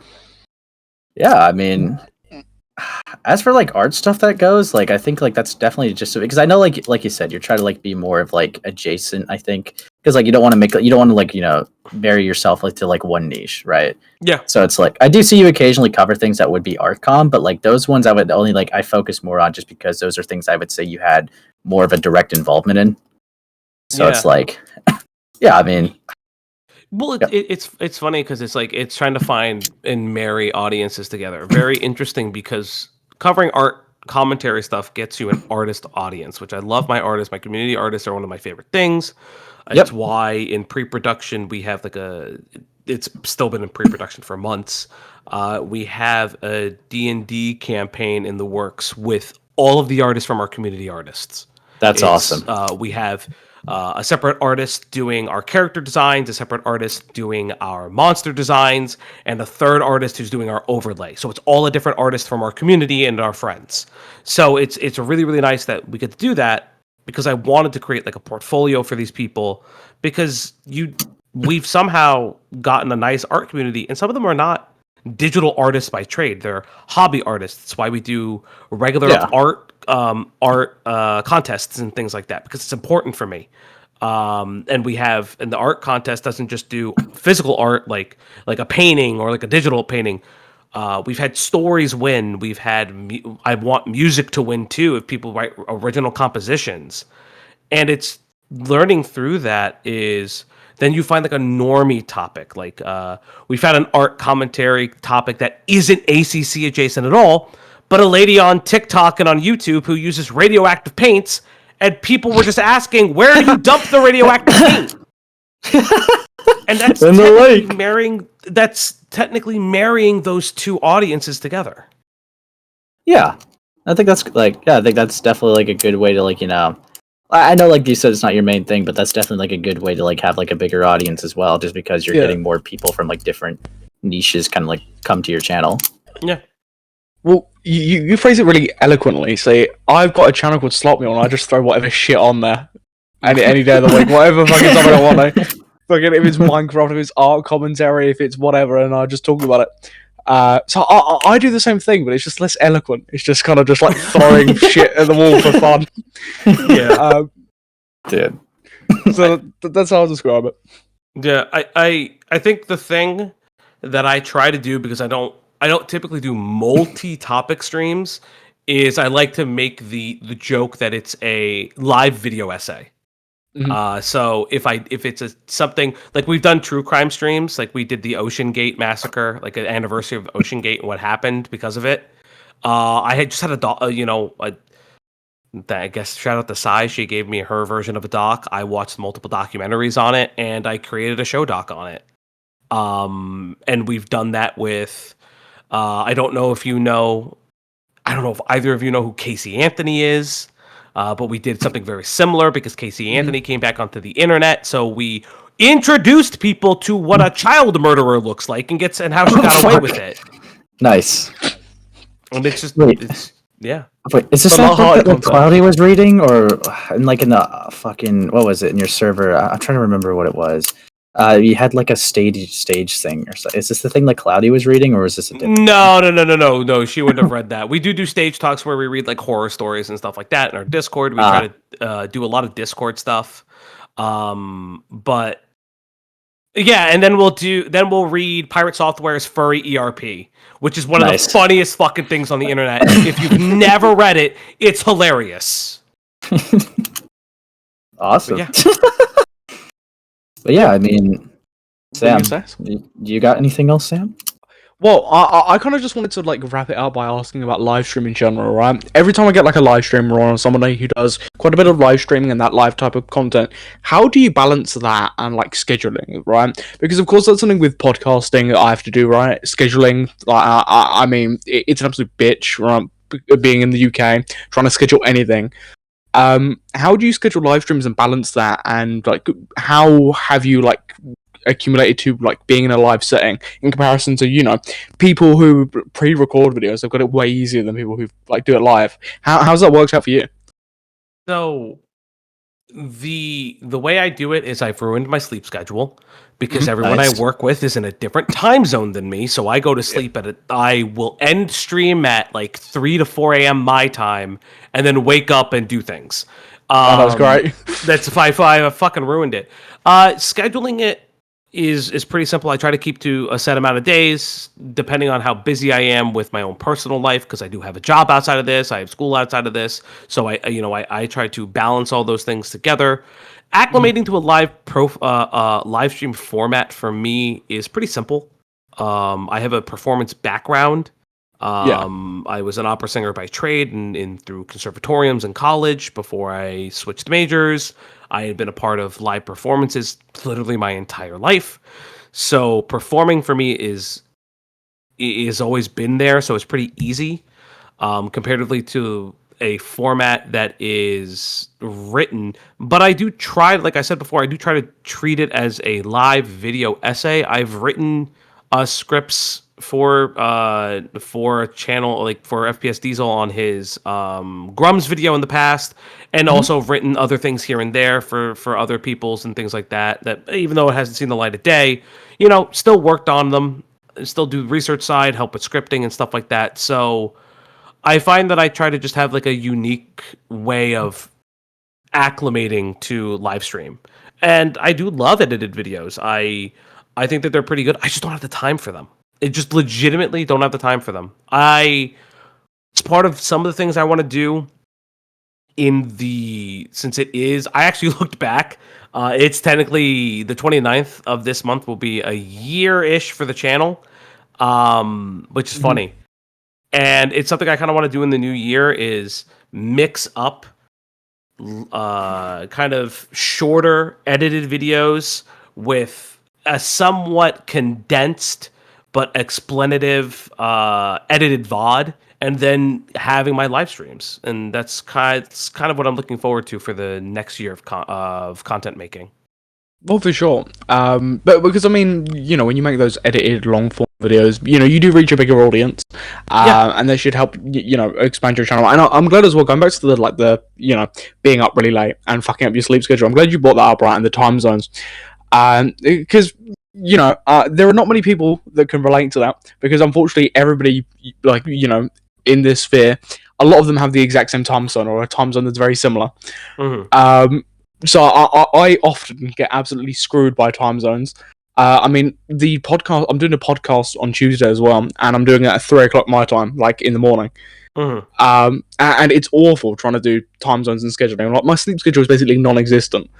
So I'm glad you brought that up. Because everyone, especially in commentary, I think everyone suffers with their sleep schedule and time zones and scheduling and all that kind of crap. I mean, more for me, because, you know, not only for podcasting and trying to figure out that, but topics, you know, come out of nowhere, right? You've got to kind of be prepared to be able to, you know, make content at the flip of the hat, even with live streaming, right, and preparing to be able to do that. You know, the turnaround time, sometimes you've got to be insanely quick and know what you're doing.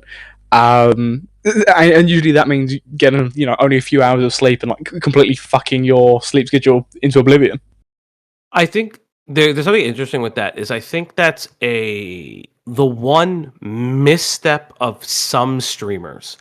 I have always tried to, if I can't cover a topic, and I had to learn this the hard way, because I would try to, like, chase a topic, and I would do, like, 7 streams on a topic, where I'm just like, I probably could have just done, like, 3 streams. And I think that's, like, kind of a misstep, is like, oh, I need to be the first one to get to this topic. I need it. That is okay if you want to build an audience as fast as humanly possible. But for me personally, I try to interact with my audience a lot, and I feel like I have that relationship with them. So they'll watch the same topic 5 times in a row, but they want to hear your perspective. And I think that's a vast difference than the video essay format, where you, like, if the right opinion makes a video, you only want to hear the right opinions version of that topic and video. And if somebody else makes the video and it's, like, similar points, well, why am I listening to, or a Jay Aubrey or X other video essayist? Like, you know what I mean? Like, for video essayists, for that kind of content, even though the reach is larger, your audience engagement is nil. And that's a huge thing.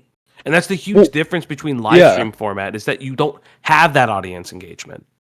Well, yeah, I mean, but you're right there. And not only with live streaming, but I think you'll find that as well, like topic commentary and that type of stuff, is I think you're way more inclined to sit there and go, okay, well, you know, I follow, let's say, like 10 topic commentators. I'm way more inclined to watch like 6 or 7 videos basically on the same topic, just because I want to hear their opinions and their thoughts and their analysis and what they have to say. Well, look, when it comes to an essay content or documentary-based content, once you've heard the story once, you're not going to go and watch the exact same video again made by someone completely different, who's retelling the exact same story. They're not giving an opinion. They're not having jokes about it. It's just the exact same video made by someone entirely different. Where, you know, with this type of slop content or the topic commentary stuff and the live streaming, you're way more inclined to watch more of the same, because it is all, like, opinion based, or you're watching somebody else's coverage because, you know, they're joking about different aspects, or you know, they've got a completely entirely different opinion to somebody else. Which I like the flexibility with not only, like, live streaming, but with, like, that topic commentary slop content, or whatever you want to, like, brand it as. Slop. I think it's interesting. The slop content thing is a very fascinating name. I don't really care that people have called me slop. I find it endearing, because every time a creator or a subject of a story tries to fight with me on their coverage of my coverage of them, it always comes, well, you're slop, so you therefore are not only inferior, you're not going to be able to hold a conversation with me. And then magically, I did. It happened recently with the Brad Tay stuff with Rose Malay. Rose Malay didn't really think I knew everything about her, and I knew way too much about her. And so, it's embarrassing to her. But like that's the thing. It's like, and it's happened like sometimes with the like I recently covered someone's like hit piece on Sci Scribbles, and they weren't appreciative of the fact that I don't understand their ADHD riddled masterpiece because it's a shit video because of the fact that it's repetitive as hell, and it could. And all I said was just edit parts out, and they took umbrage with it. And I think that's the thing. It's you just kind of gain a taste for it, and just calling it slop is fine because it makes people very unassuming when you are someone who knows their shit or is on top of it. Yeah. Well, like I think as well with the word slop, people throw it around, right? Like it's kind of become like a name for like pieces of content that I don't agree with, or I'm going to call you slop, and that's going to be like the end all apparently for you.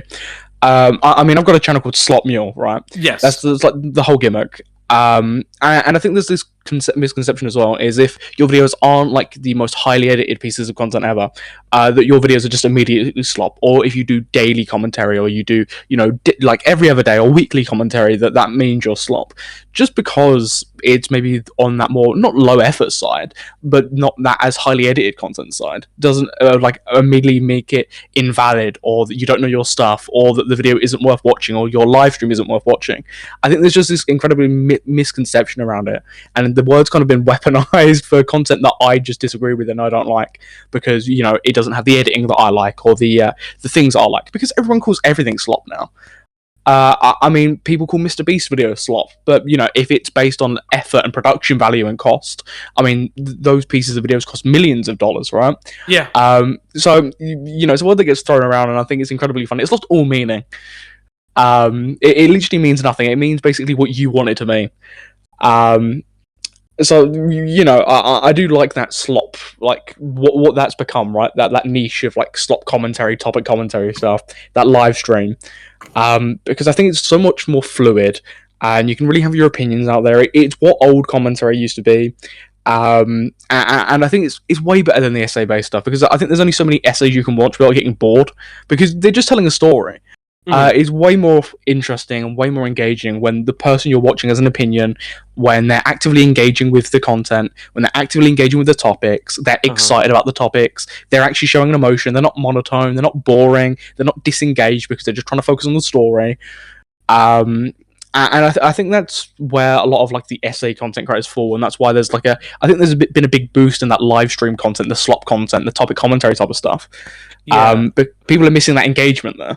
I think it's really interesting because it is the eternal argument of the react to the reactor to the video maker and all that stuff.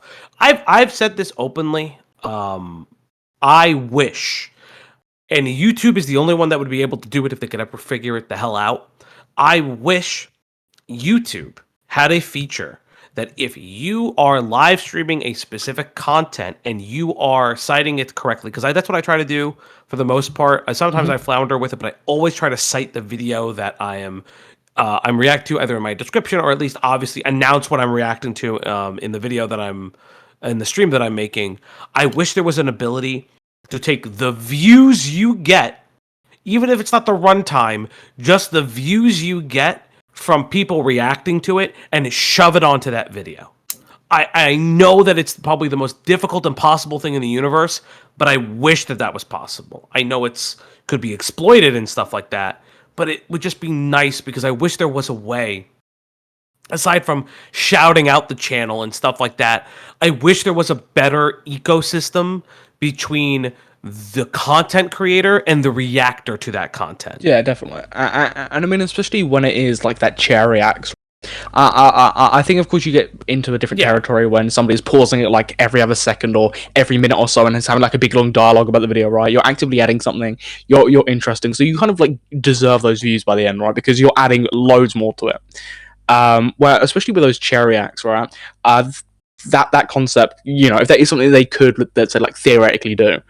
That's something that works, right? Because they sit there, say nothing, they're eating their food, they get up, they're leaving it running. Which I think that type of content, right, and that type of like reaction commentary content, even like in a non-live platform, is well like topic commentary and like commentary live streams and stuff has kind of got that bad reputation, right, where people like write it off as quote unquote slop, where people like write that like off just because you do that type of format, is because those type of bad actors who will get up, fucking leave the stream playing, will have no clue about the topic, will not give a shit about the topic, will just be reacting for the sake of reacting, or making the video for the sake of doing it.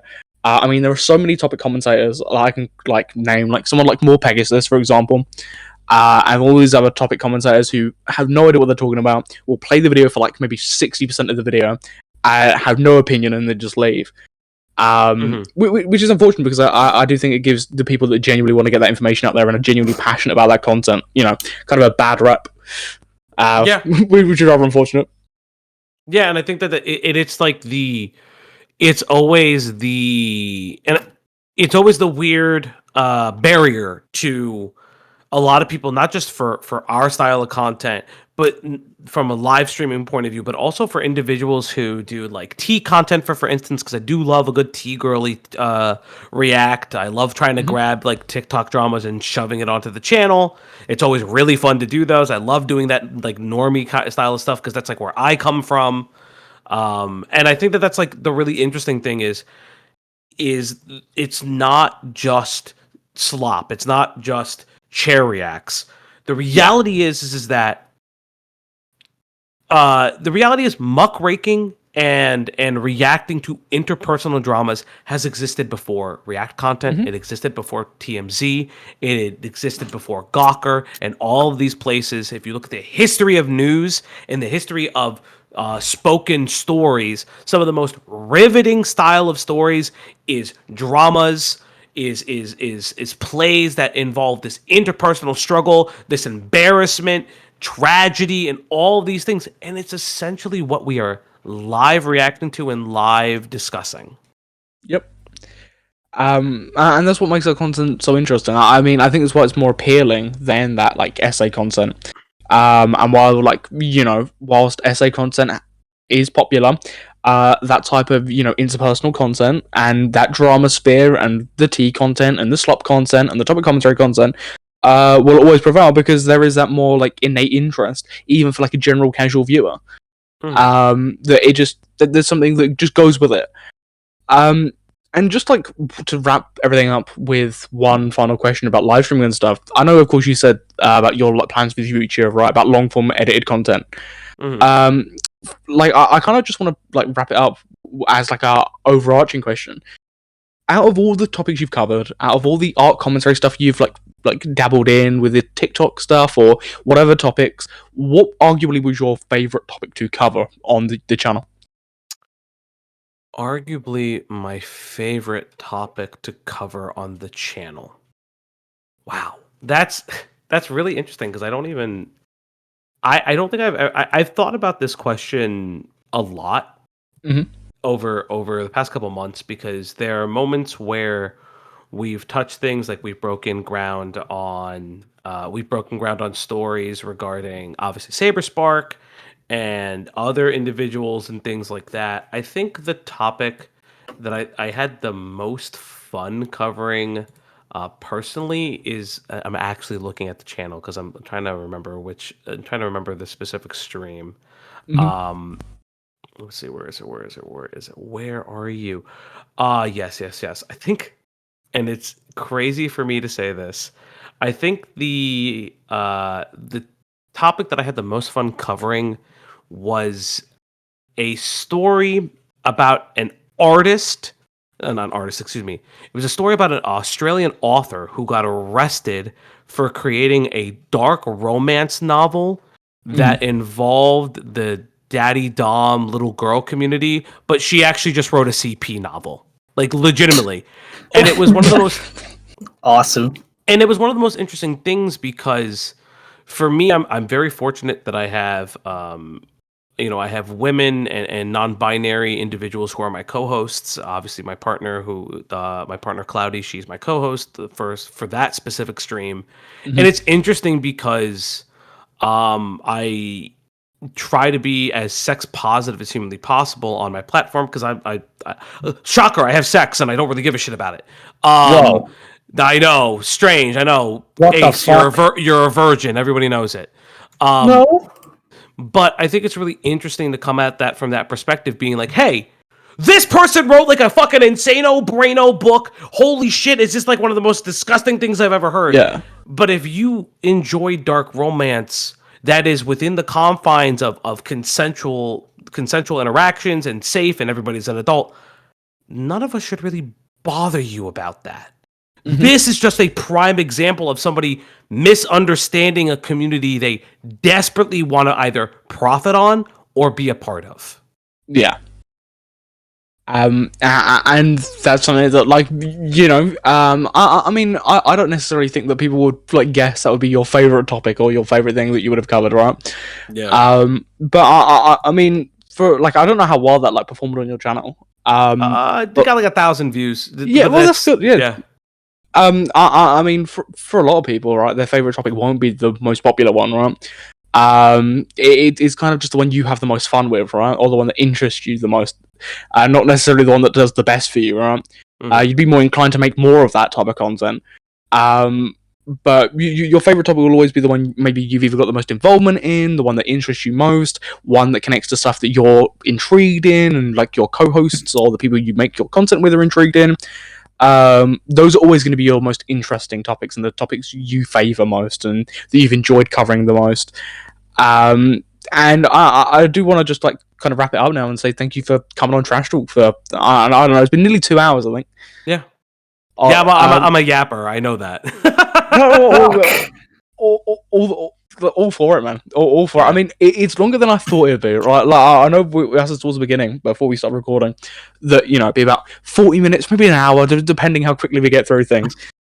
Didn't think it'd be about 2 hours, though. Yeah.